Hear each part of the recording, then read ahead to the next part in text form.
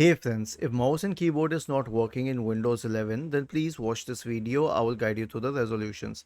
Now before anything else, check whether the receiver is connected correctly and whether there is battery in your external mouse and keyboard. If this issue is sorted out with the hardware, then right click on the start button and select settings from the menu. Go to the accessibility tab on the list on the left hand side and select keyboard in the right pane. Turn these three switches off for sticky keys, filter keys and toggle keys.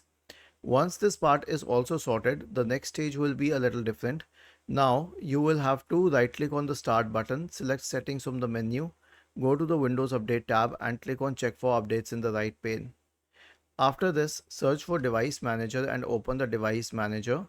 Okay, now expand the list for mice and other pointing devices. Right click and update the drivers for all the mouse related drivers. Then expand the list for keyboard drivers. Okay, and update the drivers. Was this helpful? If yes, then please subscribe to the channel. If not, then let us know in the comment section of the video on how we could help you further.